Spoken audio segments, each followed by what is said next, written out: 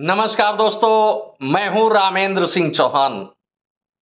भारतीय संसद की सुरक्षा में एक बार फिर बड़ा सुराग नजर आया, या यूं कहें कि भारतीय संसद की सुरक्षा में एक बड़ी चूक हो गई। और यह चूक कब हुई?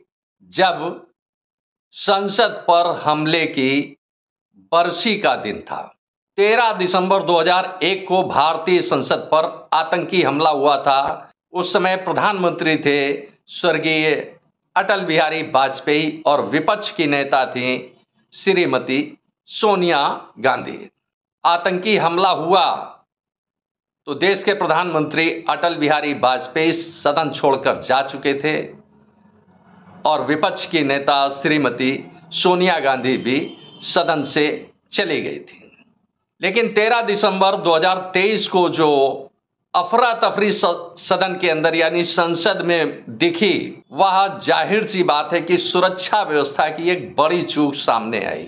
भारतीय संसद की दर्शक दीर्घा से दो व्यक्ति कूदकर नीचे आए, यानी सदन में आए, दर्शक दीर्घा से नीचे कूदकर आए और एक व्यक्ति मेजों के ऊपर से दौड़ता हुआ स्पीकर की ओर बढ़ रहा था, लेकिन सांसदों और सहयोगियों ने उसे पकड़ लिया, जबकि दूसरा व्यक्ति भी आगे बढ़ रहा था, उसे भी पकड़ लिया गया।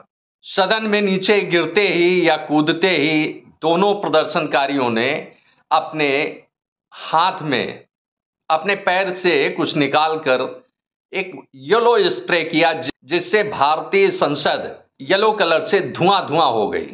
उस समय संसद में रक्षा मंत्री राजनाथ सिंह सहित 100 से अधिक सांसद मौजूद थे। दोनों प्रदर्शनकारी पकड़ गए। संसद के बाहर भी दो प्रदर्शनकारी पकड़े गए। जैसा कि प्रदर्शनकारी नारे लगा रहे थे, उससे प्रतीत होता है कि वह किसान आंदोलन से क्षुब्ध थे, मणिपुर की घटना से क्षुब्ध थे, बेरोजगारी से क्षुब्ध थे और इसके खिलाफ वह नारेबाजी कर रहे थे। इसी के साथ जय भीम जय भारत का भी नारा प्रदर्शनकारियों ने लगाया।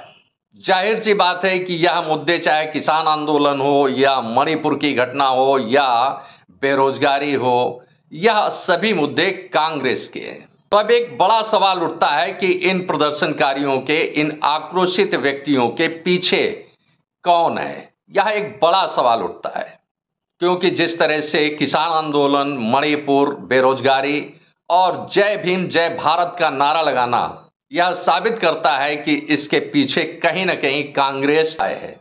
इसी के साथ एक बड़ा सवाल उठता है कि आखिर 13 दिसंबर जब भारतीय संसद पर आतंकी हमले का दिन था, आतंकी हमले की बरसी थी, उसी दिन को प्रदर्शनकारियों ने आखिर क्यों चुना? अब आखिर भारतीय संसद के दर्शक दीर्घा में यह प्रदर्शनकारी कैसे पहुंचे? तो एक पास के जरिए यह पहुंचे और पास जारी हुआ तो जिस व्यक्ति के, जिस सांसद की सिफारिश पर पास जारी हुआ, वह सांसद क्या इन व्यक्तियों को भली भांति पहचानते थे या परिचित थे? यदि परिचित थे तो उनके आचरण से, यानी जो प्रदर्शनकारी थे उनके आचरण से वह सांसद अनभिज्ञ कैसे थे? यह भी एक बड़ा सवाल उठता है, क्योंकि किसी की मनोवृत्ति बिना समझे जाने और व्यक्ति को जाने समझे बिना संसद, जो भारतीय लोकतंत्र का मंदिर है, जो देश की आत्मा है, संविधान की आत्मा है, उस स्थान पर पहुंचना और अपना आक्रोश व्यक्त करना जाहिर करता है कि वह व्यक्ति कहीं ना कहीं एक बड़ी योजना के तहत काम कर रहा था।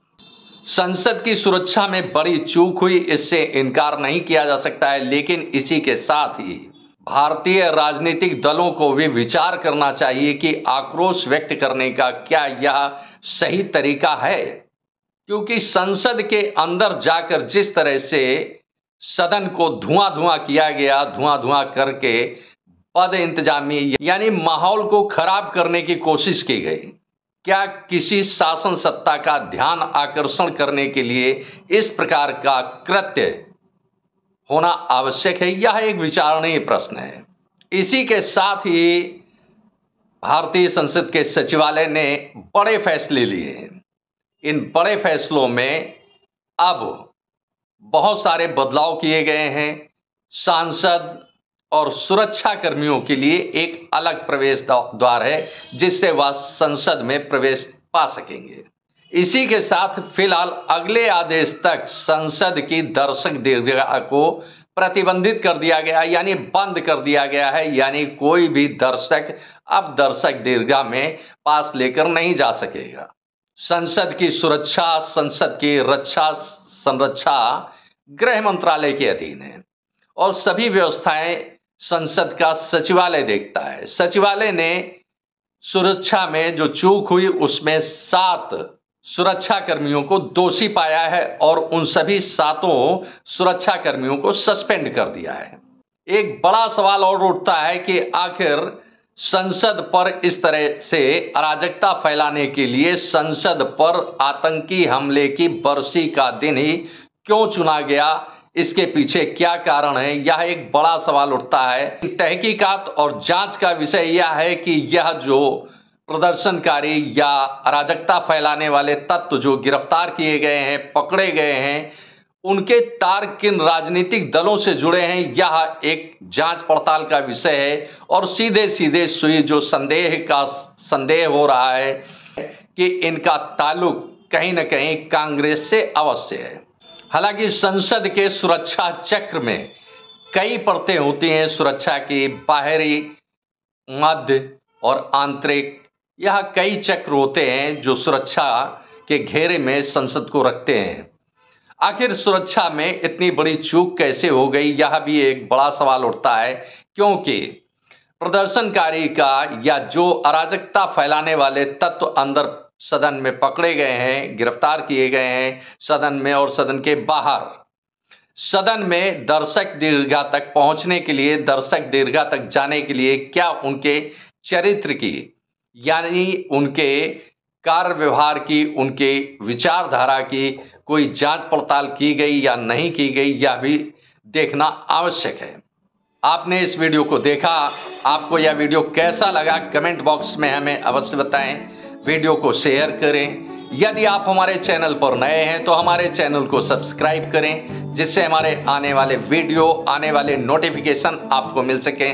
दोस्तों, वीडियो को लाइक करना ना भूलें। आप लाइक करते हैं तो हमारा प्रोत्साहन होता है, हमारा मोटिवेशन होता है। आपने वीडियो को देखा, आपका बहुत बहुत धन्यवाद। Thank you. जय हिंद, जय भारत।